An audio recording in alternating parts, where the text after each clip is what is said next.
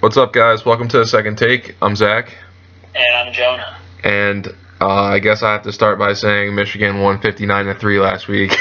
So yeah, you were talking a big game there, but I think we all know I was slightly sarcastic, even though I did think we were going to score more than 3 points. So yeah, that happened. And this week we get to celebrate by playing Ohio State, so I'm thrilled for that one. And also, our two former teams, UNC and Duke, play tonight. Yeah, so we got a decent Thursday night football slate tonight. We got like a vaguely interesting Utah team against Arizona State later on. So, and by decently good Thursday night football slate, we mean ignore entirely the NFL slate and solely focus on college. Yeah, I mean, the interesting Thursday night games tonight are in the NBA more than anything else. Exactly, yeah. Thank God for basketball being back. Yeah. So Jonah's going to give us college basketball back, which we'll talk about a little bit later on, but we're going to get to the NFL first here. Yep. I'll talk about last week for a minute in the picks here. Finally, for the first time since week 1, Zach had a better week than I did. Not to rub that in there. He's also forgot to mention I went undefeated this week. Zach did go 6-0 last week, winning his upset, which got him 7 points for the week. I went 3-3 and did not win my upset, so I had only 3 points. So Zach narrowed the gap from 10 points to 6 points. I'm up 36-30 going into week 10. So Zach's doing what he needs to do down the stretch here. There's a lot of disagreements this week. I can tell you that already. So something's gonna happen again. Yeah, geez, if you go undefeated again, it's gonna be problems. It's gonna be problems for the NFC standings too, bud. Yeah, that's true. We're coming. I told Jonah if Dallas doesn't go, what did I tell you, 15-1, they're not winning the division. Right, because the Giants are winning out, including beating the Cowboys. Right. So if they lose one game between the time they play us, then they're gonna have 3 losses, and then it's just over. We play what? 13-3 teams at the top of that division. We play in what, a month? I think we play in 4 weeks, something like 3 weeks. It's like, yeah, it's sometime in December. I remember Justin Pugh's supposed to be back for that game, and he's supposed to miss a month, so sometime around. Beautiful. Yeah. Non-existent pass rush. So anyways, yes. So I'm down by 6, and we have some games that Jonah and I are pretty decently split on this week, so we'll have some interesting things happen here. So the first game we're going to get to is going to be, this is the only 1 o'clock game we're going to pick this week in terms of like our normal picks. Broncos and Saints. So Broncos are traveling to New Orleans. New Orleans is a 3-point favorite. Broncos have hit a little bit of a rough patch. Saints are done the opposite and really picked up their play. Played pretty well last week. This is a team I was not high on, but also not low on. Thought they could be battling for second place in the NFC South, and this is a team that Jonah, extremely low. yes, Jonah actually hit rock bottom with this team. So a little bit different here, but I'm actually gonna go with the Saints here. I think the Saints at home is a lot of help. Jonah, what time is the game? It is at 1 o'clock p.m. And who's coming over from the West Coast? Okay, this is like a one-time zone move here. This is not the West Coast here. Decent. It's not the East Coast either. It's decently west. They are traveling east to go to New Orleans. This is true. So, anyways, that's a slight adjustment to the rule, but still there. And yeah, I'm gonna go with the Saints. I like Drew Brees, what he's doing a lot. Michael Thomas looks like he's gonna be a superstar, and their defense actually is at least on the field this year, so that could help. Yeah, this is like a classic like strength versus strength matchup. The Saints offense and the Broncos defense. The other sides of the ball are both pretty shaky for both teams. I like the Broncos in this game. I don't like the Broncos a lot in general. Like, they've kind of made me nervous. They never seem like they're dominating games, even though they're 6-3. But I think that's mostly an eye test thing. The numbers seem to think they're pretty good. I still am not totally buying the Saints. I think it's kind of crazy that they're favored in this game. even though they're at home. So I'm going with the Broncos in this one. Either way, it should be pretty entertaining. Good offense, good defense. Yeah, it should definitely be an entertaining game. So next one we're going to go with is Jonah's beloved Cowboys against the Pittsburgh Steelers, who are coming off an atrocious game against the Baltimore Ravens. Yeah, that was an embarrassing performance. I mean, the thing with Roethlisberger, that was his first game back last week. He always comes back a week too early because he's tough as hell. But the problem that leads to is the first game when he comes back, he's usually not that good. Like he'd probably be better off in a lot of cases just not coming back until he's actually ready. But he insists on playing. I saw the stat that he's 1-5 in games returning from an injury during the middle of a season in his career. So that pattern kind of continued last week. I don't think that they'll play nearly as badly as they did against Baltimore, but I still think there's going to be some rust there. The Cowboys obviously look really good. They did play the Browns last week, and everybody was good against the Browns, but they have looked good before that too. They were losing 3-0, in case anybody was wondering. Yeah, I know. You were practically texting, burning holes through my phone, texting me how bad the Cowboys looked. Relax. Jonah was watching the Giants go up 14-0 while Dallas was losing 3-0 to the Browns. I didn't get the Cowboys game up here in rural New Hampshire, but I'm going with the Cowboys this week. I think that they're going to beat the Steelers, who have kind of been weirdly underachieving all season. Yeah, so Big Ben was pretty bad for most of that game. They did lose, what was it, a block punt or a punt return? Something like that. Block punt, it's right? not like the Ravens played great either. Yeah, they gave up a 95-yard touchdown pass, and I think it was a block punt return for a touchdown. So, those are two bogus plays. Which is 14 points, and that's all you need, really. So Big Ben got it going kind of in the second half when they just started getting to a hurry up. I think the reason he tries to get back as quickly as possible is because he knows mentally it takes him a few minutes or maybe even a few games to at least get confidence back.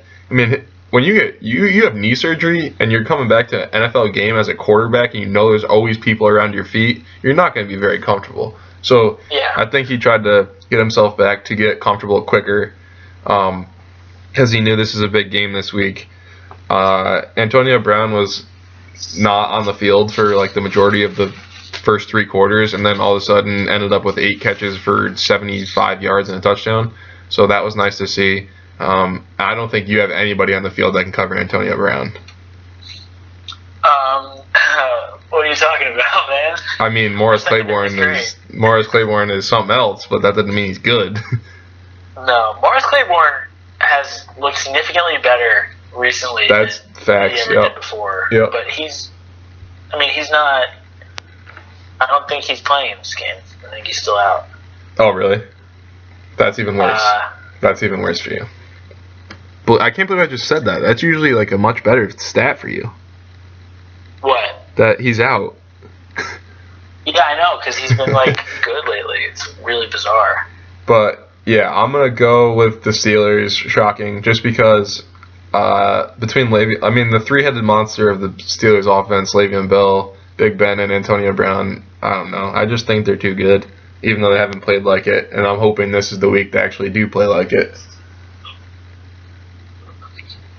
So what do we got next? We're gonna go with Sunday night game? Yeah, one of my favorite games this week. Probably my favorite game. Maybe the first half of the season even. This is already the second half, so that can't count. But anyways, Seahawks Patriots Sunday night in New England. Rematch of 2 Super Bowls ago. Patriots are favored by 7.5, which is kind of quizzical for Jonah and I. Bizarre. That seems extremely high, but I mean, I guess I can see it since Seattle hasn't really had a good offensive performance until they played the Bills last week, and the Patriots have just been dominating everyone they play. I think this is going to be a really good game. I think it's going to come down to the last few possessions, and I'm going to let Jonah pick this one first. Yeah, I'm going to go ahead and pick the Patriots in this one. It has been my policy since Tom Brady returned to not pick against the Patriots. I'm going to continue to stick with that policy until I'm proven wrong by it. I think that the spread of this game, 7.5, like Zach said, I think is way too high. I think these teams are a lot more evenly matched than that. But the Seahawks offense has struggled. They scored some points last week, but at the same time, their defense was pretty bad against the Bills. So, like, at least one of their units seems to be having a tough time every week. And you really need both of your units playing top quality to beat the Patriots. And I don't see that happening in New England with the West Coast team going east, which works in this scenario. So I'm going with the Patriots. Yeah, I mean, a lot of me wants to go with Seattle here, but the fact that Michael Bennett's out and Cam Chancellor most likely will miss the game makes me almost have to go with New England. And with Richard Sherman busy Twitter fighting Dan Carpenter. Right. No, Dan Carpenter's wife. Oh, right, that's true. Yeah, I don't know. I really want to pick Seattle. Like, it's actually hard for me to go against Seattle here, but I have to. Do it. No, I have to, because I can't dig a hole for myself again. I just got out of it. Yeah, you're right. So, yeah, even though I think Seattle's going to make it a really close, entertaining game, I have to go New England.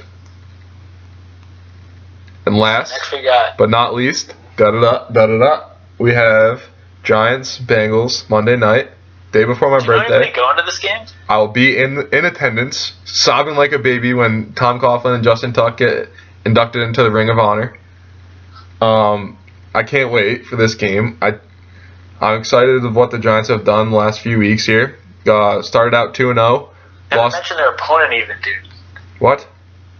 They're playing the Bengals for... Yeah, but they're still good, so purposes. They're still good. No, I know. No.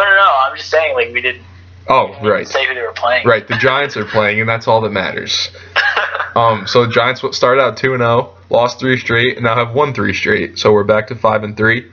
Bengals are 3-4-1. Horrendously bad tie against the Redskins in London. Coming off a bye week, which I never enjoy playing teams that are coming off a bye week. Justin Pugh's hurt, which means Geno Atkins will probably have 12 to 14 sacks in this game. Other than that, not too much to report on. I really think this will be a good game. Giants tend to play decently in primetime games. Andy Dalton does as well. I'm terrified of AJ Green, in case anyone couldn't tell. But yeah, I think you're gonna have the same problem with Green as we're gonna have with Brown. I think. Yeah, but I think Green is, in terms of having to cover Green, his athletic beastliness, I think, is more difficult than Antonio Brown. But yeah, obviously I have to pick the Giants here.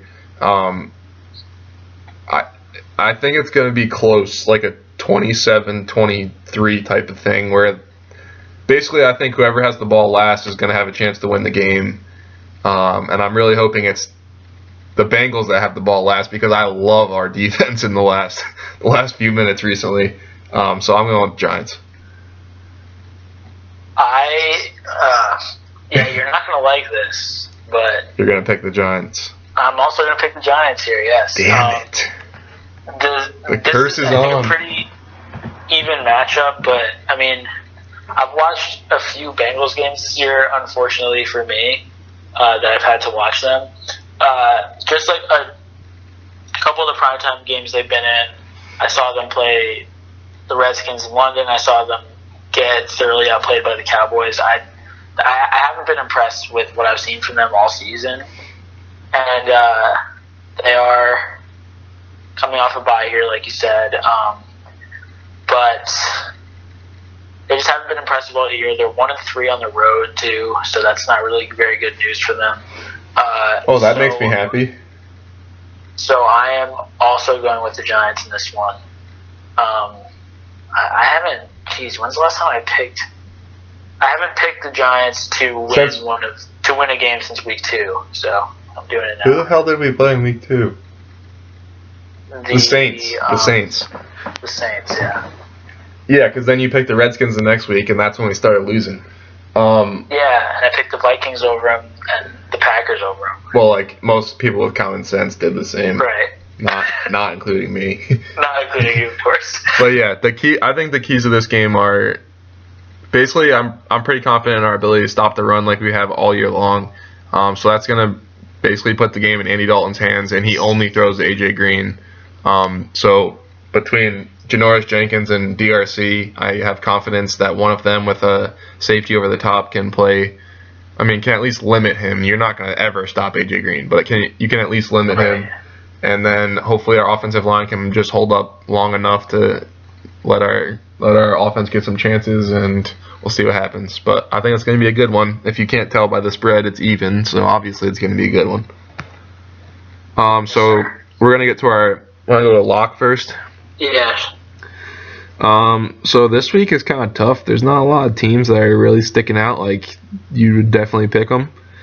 But I'm going to go with the Arizona Cardinals for my lock. They're the biggest favorite this week at 13.5, playing the 1-7 49ers. I hate picking division games as locks just because you never know what can happen. But the Cardinals, I don't even know what to think about the Cardinals. They're not as good as they should be, but they're also kind of picking it up. Hopefully Tyrann Mathieu can play. Hopefully Larry Fitzgerald can play. But we'll see what happens. I just still think anyone is better than the 49ers. Yeah, so for the 5th time this season, we're going to have the same lock. It's worked every time, right? Or no? Yeah, we've never gotten the... Oh, no. No, Steelers. The Steelers over the... Steelers over the Dolphins, yeah. Right. That was a sure thing. Yeah, I mean, I don't regret picking that lock. You were going to put your college tuition on that. I was going to, yes. So, yeah, I'm picking Arizona as well. I don't like picking division games either. I think the spread's too high. The Cardinals haven't looked that good. But the 49ers have been, I think, the worst team in football since week 1, I would say. Yeah, I still think they're worse than... haven't won a game either. Yeah, I still think they're worse than Cleveland, for sure. I thought about picking Baltimore over Cleveland tonight, but the only thing I hate more than picking division games is picking Thursday night games, and that is a Thursday night division game. So I'm going with Arizona as well. Those Thursday night games, anything can happen. They're always goofy. Yeah, because the jerseys are so stupid that everybody just doesn't play. The teams aren't ready to play them, really. Exactly. It's just not. Especially two teams that I would consider pretty damn bad. Yeah, I don't think the Ravens are any good. Yeah. I mean, I think it'll be close. Browns play everybody tough. Hopefully. I feel like the Browns are going to win one game this year. And this would be the one. And this would be a good opportunity, even though it's in Baltimore. Just Thursday night games are always funky. Yeah, exactly. It's division, but we'll see. So for upset, we're gonna do. What are we doing? 2.5. Our threshold's 2.5 this week. There's too many low spreads. Yeah, there's only 2 to choose from that were above 3, so we're gonna drop it down to 2.5. Well, we already picked one of those as our lock the other way. So. Did we? Well, no. Oh, right. Yeah. Right. So, do you know who you're going with yet? Yes. All right, you want to go first then? You want me to go? Okay. Yeah. I am going with this. This feels almost like cheating to me because I feel like they should be favored, not an underdog. But this is a fairly easy upset pick for me. I'm picking Kansas City over Carolina. I understand why the Panthers are favored at home. They still have a lot of talent. They're in this game at home. They have won a couple of games in a row, but they haven't exactly looked great doing it. The Chiefs have actually looked pretty solid lately, and they're 6-2. So I'm picking Kansas City over Carolina as my upset. I'm going to go. Oh my god! Can we just talk about the fact that the Jaguars are 2-point favorites over your Houston Texans? Yeah. Okay. See, the thing is, Houston's not that good. I understand that now, and they haven't won a road game yet. So that's the other. But the Jaguars should not be laying points against anybody. Let alone the division leader. Who the hell would lay points with Jacksonville? I don't know, but all I have to tell you is Vegas knows all. Ahead of them. Vegas knows all. That's all I have to say. It was a bizarre line to me. I can't believe I'm about to do this, but this is the only game I think actually has a chance. I'm gonna go with the Cleveland Browns. Ooh. The only game I was thinking about other than that was the Vikings, and they've looked atrocious for 3 weeks in a row now, so no chance of going there. It's the third time you picked the Browns as an upset. And I think they've lost by a combined 45 points the last 2 times I picked them, so might as well ride the hot horse. Jonah and I were talking about it before we started the podcast. We both love Cody Kessler. They have Corey Coleman back now to pair with Terrell Pryor. I like that. I'm not a big fan of Baltimore's defense.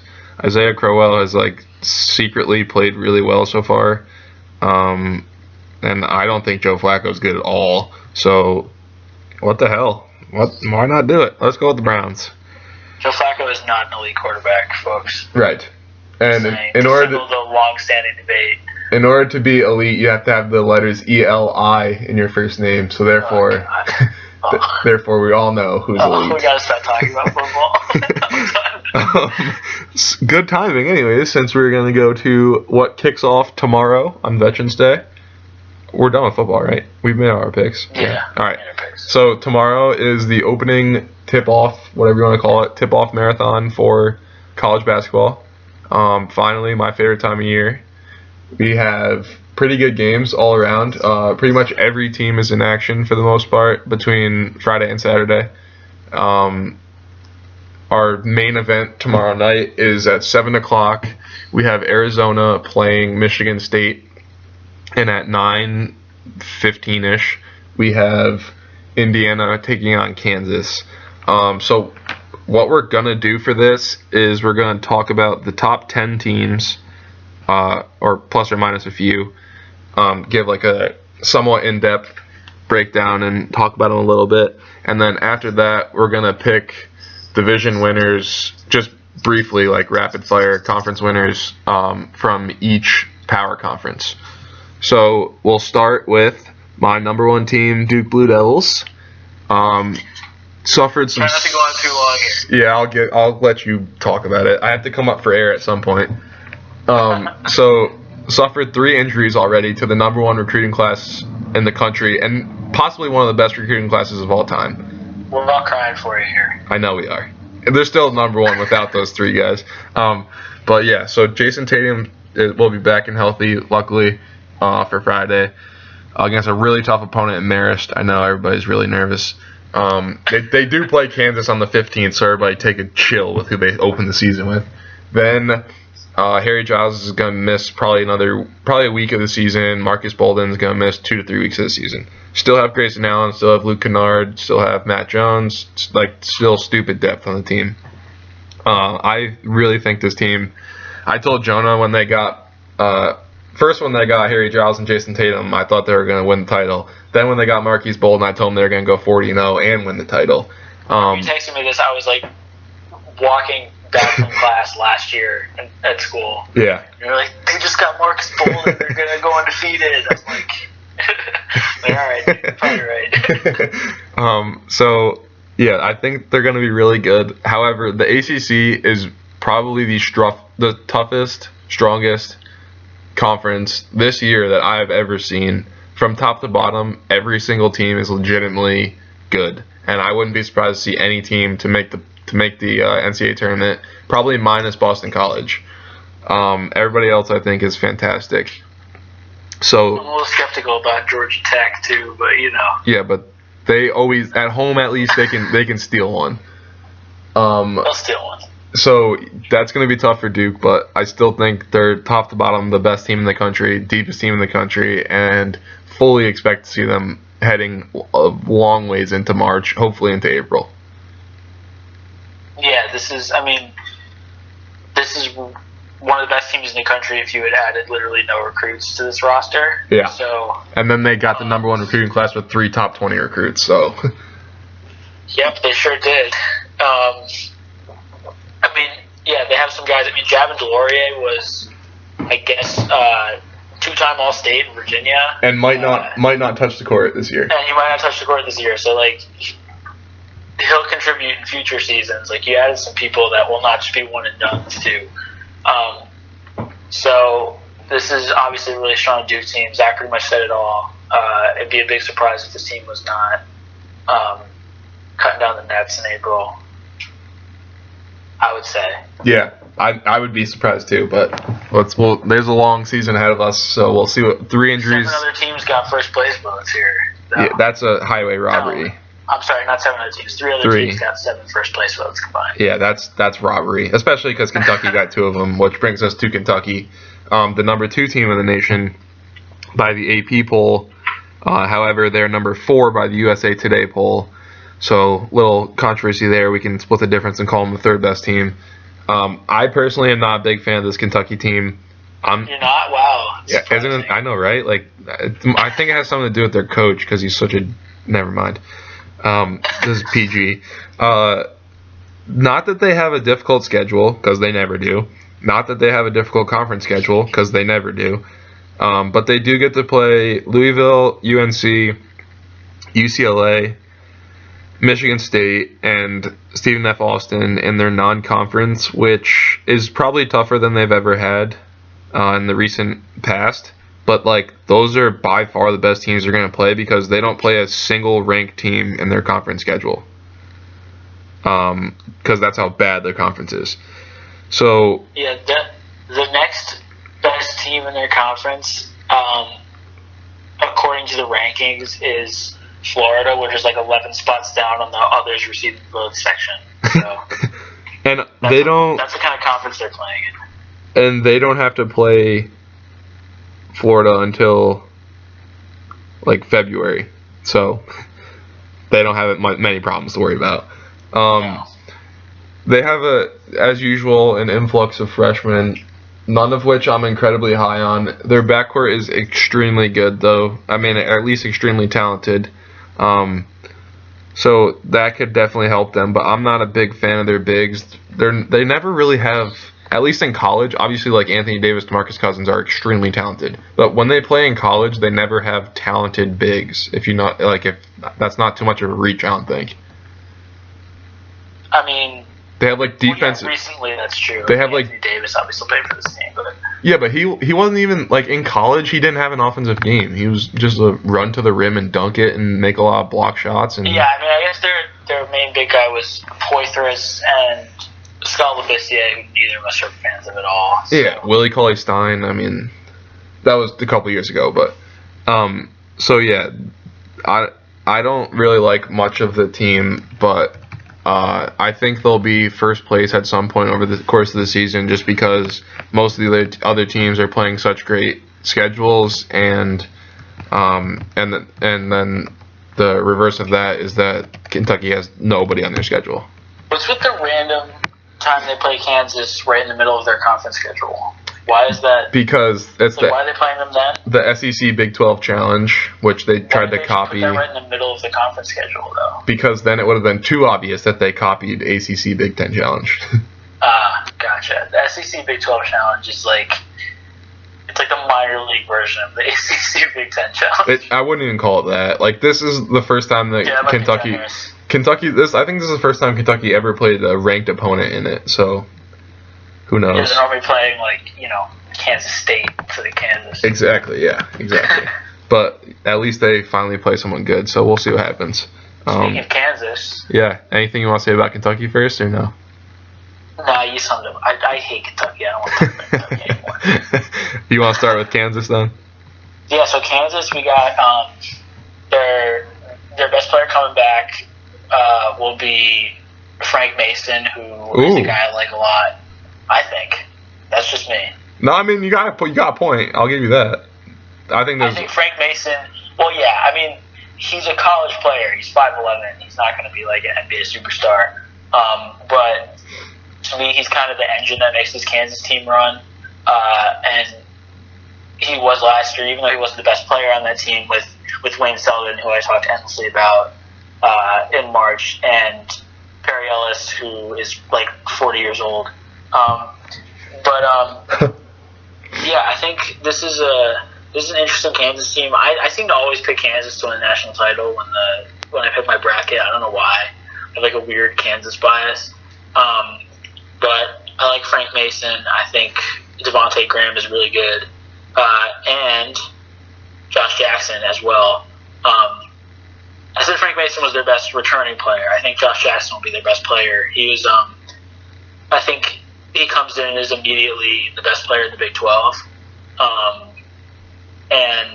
I think that he's expected to be a top 3 pick in the draft next year. He's a 6'8" coach in the country.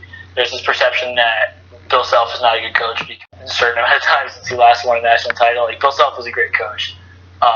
And he's a coach they actually respect, unlike the coach of the previous team we just talked about. So I like this Kansas team. I'm surprised that out of the top 5 teams in the top 25, they're the only one that did not get a first place vote.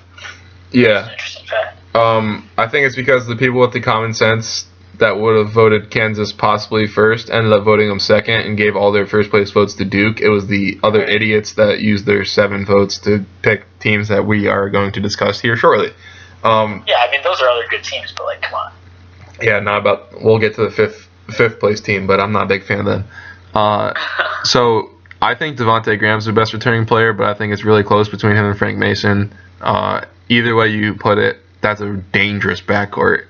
And then Josh Jackson in it too. Yeah, you had Josh Jackson, who's absolutely talented and gifted, but Kansas has always had a problem with getting the most out of their freshmen, a la Andrew Wiggins and a la Joel Embiid. It's true. Carlton Bragg is a sophomore that nobody's probably going to talk about, but I think he's absolutely outstanding. I think he's going to have a huge impact on the team this year because their only other big guy is Lynn and Lucas. Josh Jackson will probably see a lot of time at the 4 position, even though Bill Self doesn't like to go small. He doesn't really have an option this year. But I think the starting lineup of Mason, Devontae Graham, Josh Jackson, Carlton Bragg, and Landon Lucas is probably the second best in the country. I agree. And then Sav Mikhailuk is really good. He'll come off the bench and score a lot of points for this team. Blake Newman also transferred here from Mississippi State. He is ineligible this season, but he'll be playing next season. We'll talk more about that next year, but he's going to be good for this team as well. Self's son is also on this team. Yes, the walk-on white guard. What more could we expect? Self. Yes, sir. So next, we're going to go to the defending national champions. How does that sound to you, Jonah? I mean, from the greatest. Look, I'm not even mad. Okay? I know that was the greatest college basketball game I've ever seen. I think. No, that was by far the best basketball game you've ever watched. I mean, friggin' those last 2 shots. It's Marcus Page hit the greatest shot I've ever seen in my life, and nobody will remember it ever. Nobody will remember it. It's so sad. Not sad for you, obviously. Yeah, I was quite thrilled, actually. But anyways. Yeah, this Villanova team, I mean, Josh Hart's a preseason All-American. There's no doubt about that. Chris Jenkins, who some of you might remember from a certain shot he might have made, is also back.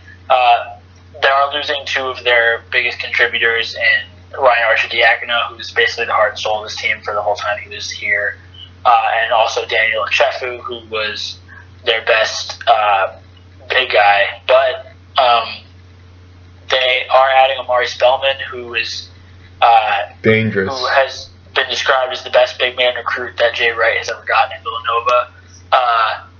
Hart and Jenkins are back, like I said. Jalen Brunson's still there, so he's going to take on a bigger role with Arcidiacono gone. So this is still a really good team, and they're certainly a national title contender again. Yeah, so let me just qualify what Jonah just said a little bit by saying that Villanova's never really had a dominant big guy. However, they did just find one in Amari Spellman. That man can play.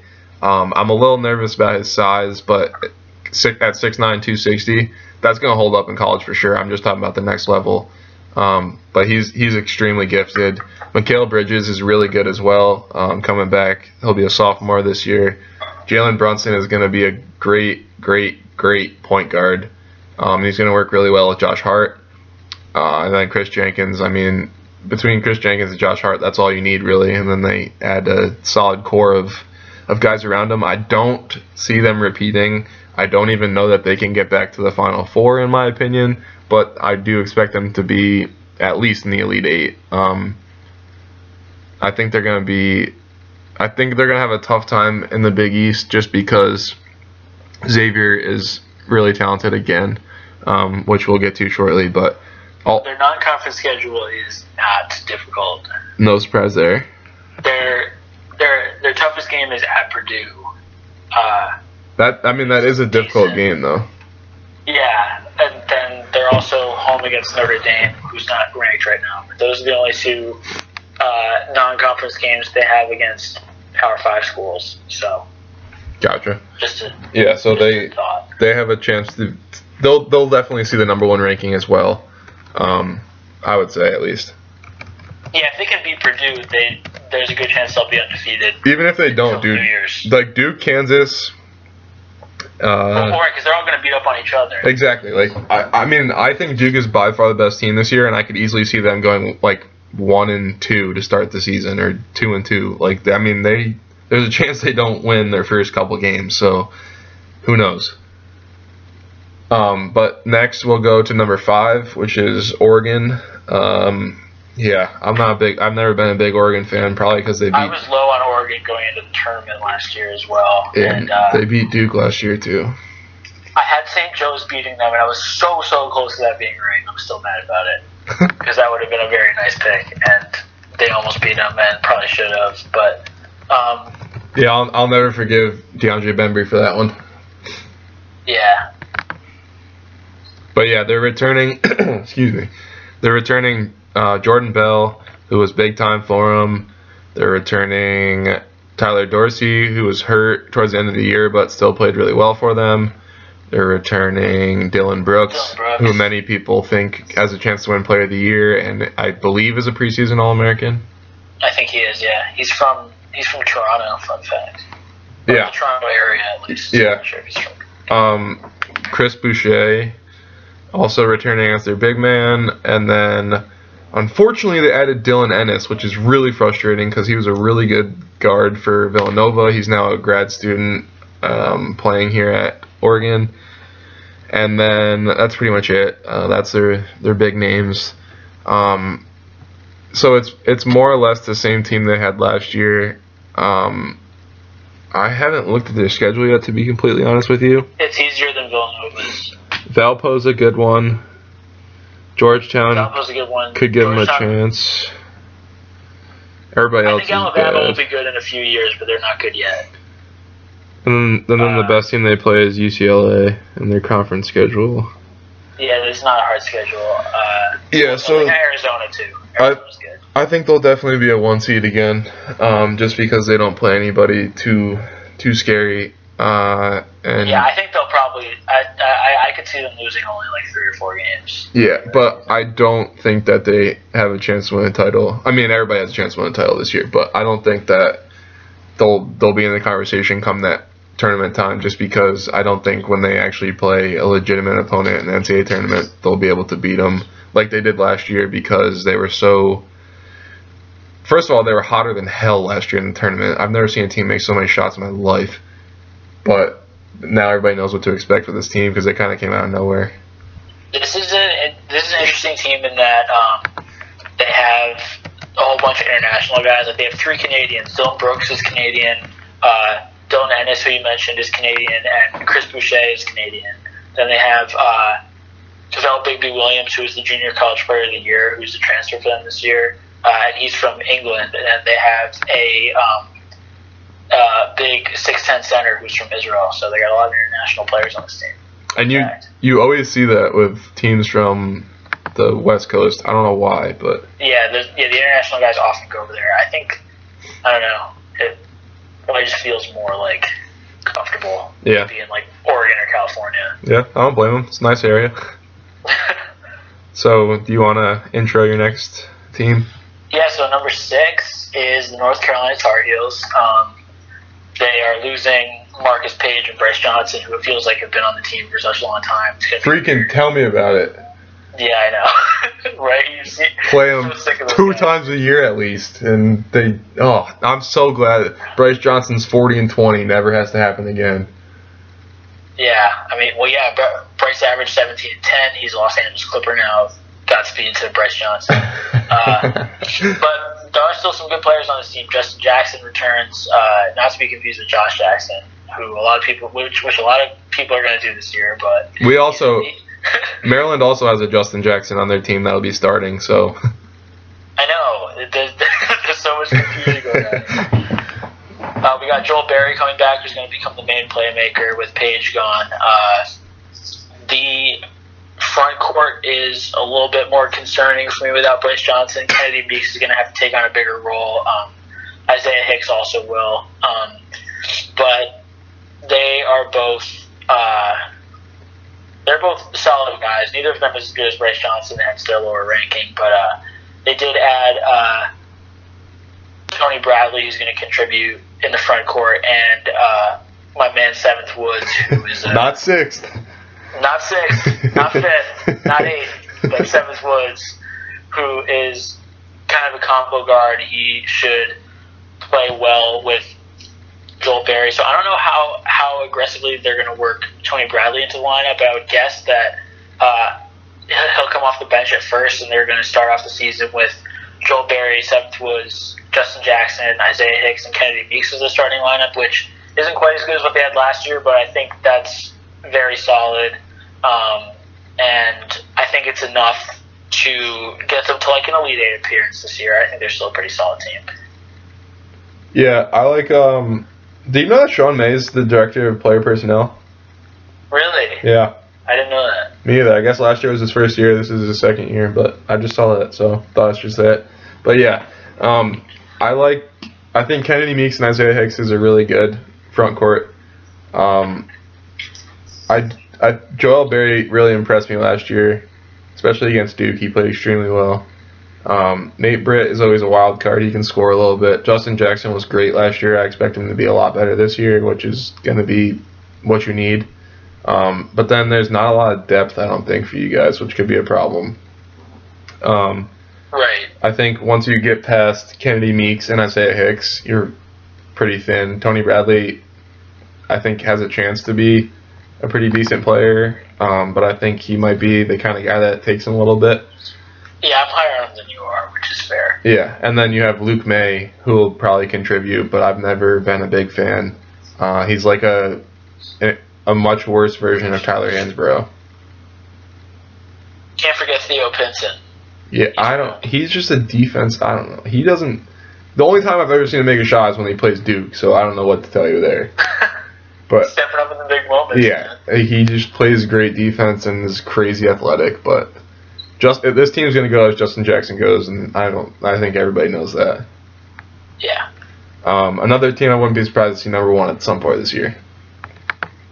Yeah, I mean, if they can win the Kentucky game, especially, because their two toughest non-conference games are going to be at Indiana and home against Kentucky. So, not home against Kentucky, sorry, that's a neutral site game. But, so they're playing, Indiana and Kentucky are their big, tough non-conference games. They're also playing Northern Iowa in the non-conference at Monmouth, which are not easy. And Davidson, too, so they do have some tough games. But if they can run up a few of those, I wouldn't be surprised to see them in the number one spot either at some point. Yeah, so we'll see what happens there.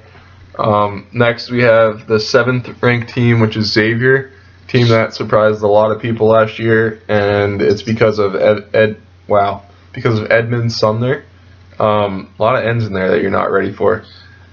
They also have Trevin Blewett, Miles Davis, who's pretty cool, I heard.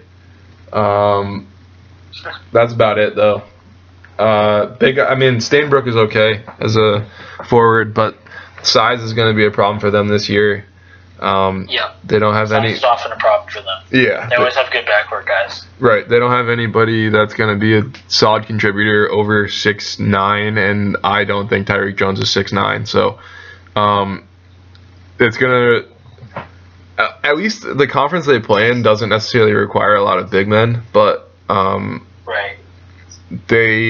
I've heard a lot of people up in the air about this team this year. A lot of people think they're going to be really, really good, and I've heard a lot of people say they think they're going to take a major step back. I'm not super high on them. I'm in more of the second category, I think. I mean, I love what I saw from Sumner last year. I think he's going to be fantastic as a sophomore, and the experience of Miles Davis and Blewett is pretty good for them. But I'm afraid of what they have after that. Luckily, they don't play anybody. Wake Forest is probably the best team they play before they get to conference. Wake Forest is terrible. And then I mean their conference, like Providence is down Baylor, this year. Colorado. I think Wake Forest is.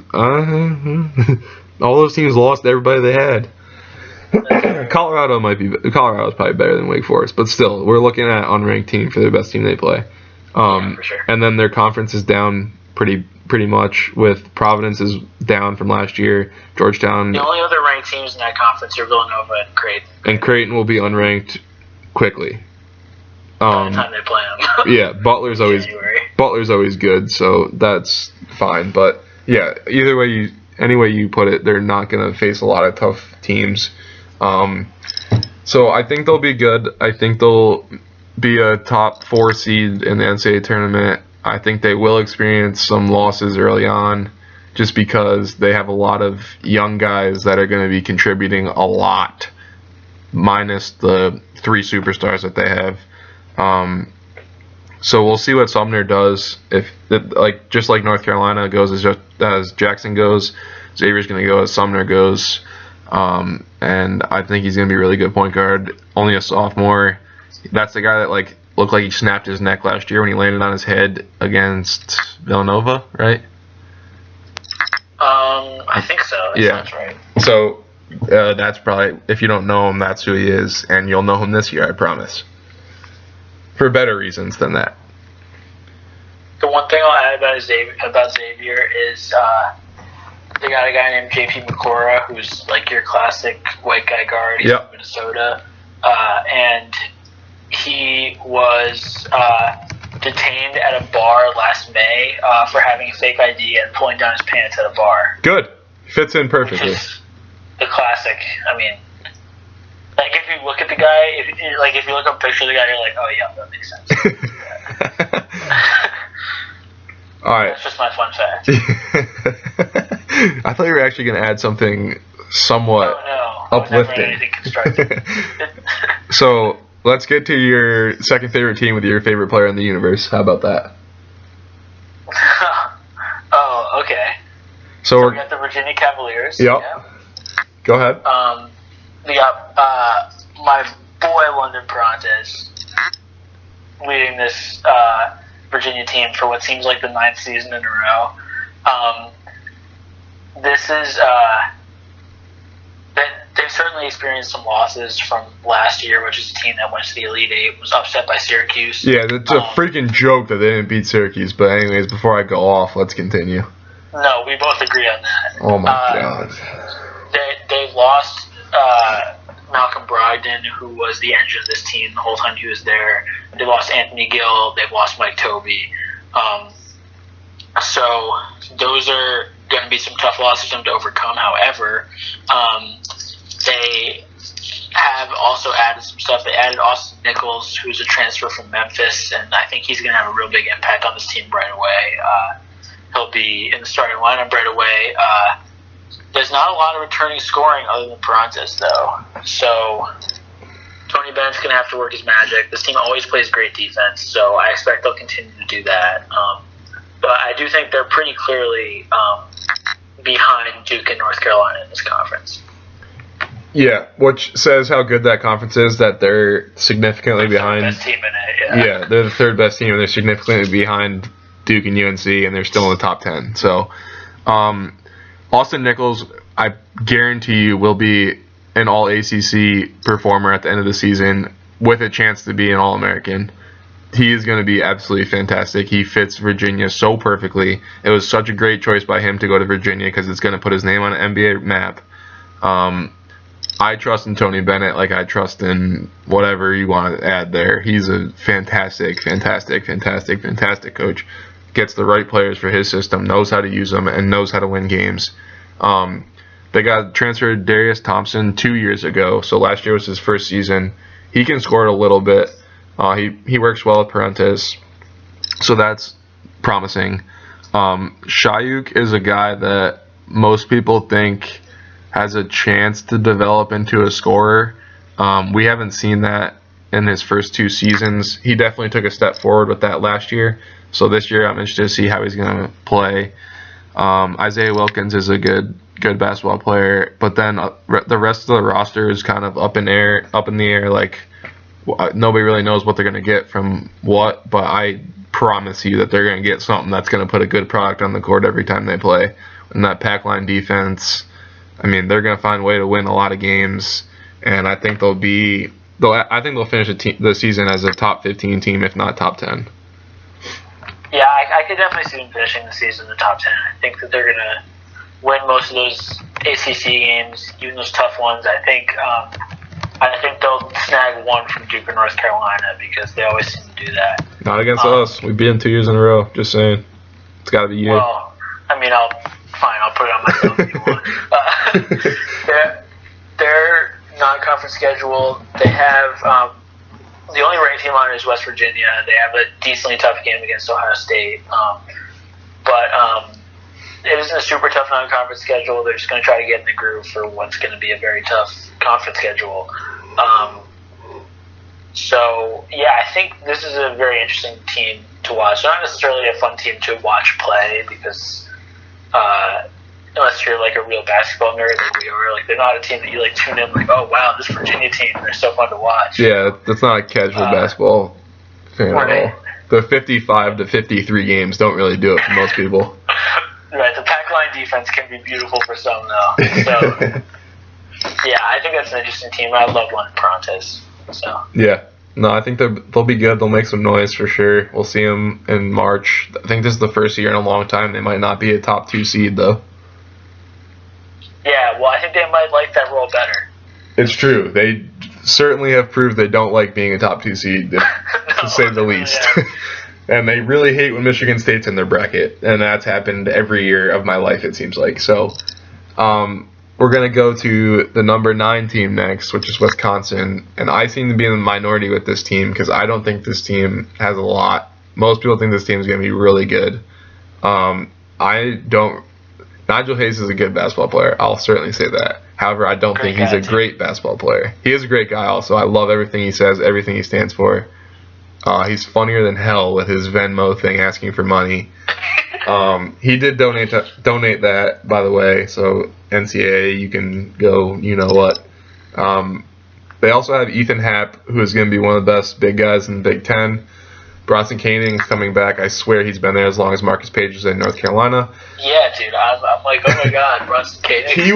It's because Wisconsin usually doesn't have guys that make impacts freshman year, and when they do, they tend to leave early. And Bronson Koenig made an impact freshman year and has come back every single year since.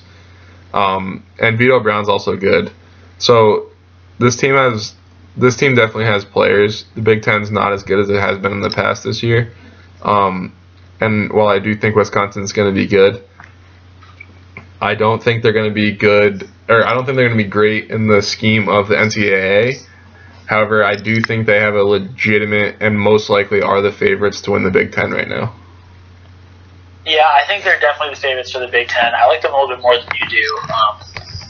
I like Ethan Happ a lot. I did have them beating Xavier. That's like the one decent thing my bracket had. So I was pleased to see that happen. I think they underachieved a little last year, and I think a lot of that had to do with like the mid-season Bo Ryan retirement. I think they kind of threw them off.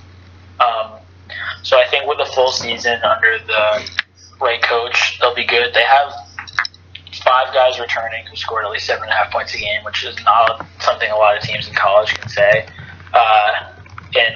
They have. So we mentioned Koenig, Happ, and then also Vito Brown and Zach Showalter. So there's a lot of scoring for sure returning. They pretty much have every legitimate piece of their team returning. Yeah, and they always seem like under key losses at the page I'm looking at it says none. So exactly. Like they really have the whole team back from a team that went to the Sweet 16. They have a full season under the new coach. So I believe in this team. I would not be shocked to see them in the Final Four. I'm not going to necessarily predict that to happen, but I'm saying don't be surprised if it does. So to round out the top 10, we're going to move on to Arizona. This is a team that has a really tough opening night game tomorrow against Michigan State, neutral court, so that can help them a little bit. But it's two teams I don't love with those two, honestly. I'll give you this team. I think has a chance to. This team should win the Pac-12. I'll start by saying that. Alonzo Trier is coming back. He'll be pretty good. Parker Jackson Cartwright is another guy I feel like I've watched a lot of. He's back. And then they have freshmen abound. Oh, Kadeem Allen too, sorry. And Dusan Ristich. Wow, Dusan Ristich. They have legitimate guys back from last year. And then they also added Lauri Markkanen, who I think might be the best freshman that nobody's ever heard of. Certainly the best Finnish freshman in the country. We can agree on that. Yeah, are there any others? Is the next question. I've never heard of a basketball player going out of Finland before. I know, I just read a hockey name off a basketball roster. What's going on here? And then Kobe Simmons and Raleigh Aikens are also really good. So Kobe Simmons and Lauri Markkanen are both going to provide a lot for this team. And then you have Trier and Kadeem Allen and Dusan Ristich. So I think there's a lot to like with this team. I think Sean Miller is going to really enjoy coaching this team. I think it's going to be a slight learning curve at the beginning. I don't think they're going to beat Michigan State tomorrow, but after that, I think they're going to continually get better as the season goes along. And when they get to March, I think they're going to be a team that people don't want to play. Yeah, I agree with most of that. They have a lot of adjustments to make. It's a really young team. Like you said, they're going to be relying a lot on freshmen. They lost Ryan Anderson, Gabe York, and Caleb Tarczewski. They're going to be leaning, I think, a little more than they'd like to on Markkanen in terms of the front court. They do have Dusan Ristich coming back, who is a center. He's a legit 7-footer, but he's also really raw. So one of those two guys is going to have to become a real front court presence. Now, I'm not saying that can't happen or anything, but that is going to have to happen if this is a team that wants to make it to like the Final Four or something. So we'll see. It's an interesting team for sure, and if Alonzo Trier can stay out of certain frat houses, then it would be okay. I was hoping you weren't going to say anything. I won't say anything more. So before we get into the we're going to do like a rapid fire pick of the conference champions. I just want to talk really quickly about Gonzaga because it's a team I think this year that's going to make a ton of noise. And this is the first year I've ever actually been high on Gonzaga. I usually always hate Gonzaga. Yeah, I usually really hate Gonzaga, but they added Nigel Williams-Goss through transfer. He sat out last year, transfer from Washington, was a really highly touted freshman a couple years ago. So they added him. Then they're bringing back Karnowski, the big dude that played. He's 7'1", 300 pounds. Like, big dude is not even the right word for it. He played 2 years ago and sat out most of last season, but he was one of their better players. And then they have a bunch of guys that like most people have not heard of, other than Josh Perkins, who was a good player for them last year. But Mark Few always knows how to get this team ready, and this St. Mary's is really good this year also. St. Mary's made the NCAA tournament last year and played well in the tournament, and they're returning a team that didn't lose a single player, so that's competition for Gonzaga. But St. Mary's didn't make the tournament last year. They didn't? Oh, they were last four out. You're right. Yeah. But they're returning every legitimate player from the They're team. good though, Yeah. for sure. So it'll be interesting to see what they do with Gonzaga. But this is going to be a team that has a chance to make a run in March with a bunch of people you've never heard of before. I just want to throw in a little thing on another team in the teens. I really like this year's UCLA team a lot. Yeah, Lonzo Ball. Yeah, they were not in any postseason last year, but they have 4 guys returning who scored over 10 points. That's before we get to the freshmen. I mean, they have Bryce Alford, who averaged 16 points a game on this team last year, and Isaac Hamilton, who averaged 17. So, Aaron Holiday's here. Thomas Welsh is a quality center. He's also a legit 7 feet. And then they added Lonzo Ball and TJ Leaf, who are 2 top 10 recruits. So I think that this UCLA team can make a lot of noise as well. Yeah, I think they're definitely going to be good. good. The only problem I have with them is they always underachieve because it's a bunch of the pieces have to fit. Yeah, it's a bunch of one-on-one isolation type of guys that are trying to play college style, which rarely works in college, but they certainly have the talent. Like, if it's possible to have, they have too many good cards. So right. they all have to play. Right. So now we're going to go into our picks for conferences. So we're talking like a regular season conference champion, right? Yeah, and like no words other than the team. Yeah. Yep. All right. Exactly. So we'll go in alphabetical order. We're going to start with the ACC since that's alphabetical order. Believe it or not. I'm a Duke. There you go. Duke, yeah. All right. Big Ten. I mean Big East. Sorry. Big East. Villanova. What we got next? Big Ten. Yeah, Big Ten. Big Ten, yeah.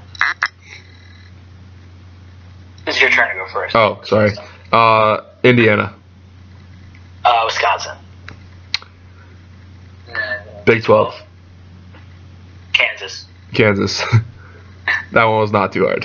That's been like, 12 straight years now? I think it'll be 13 if they win this one. I'm not picking against it until that happens. Yeah, right?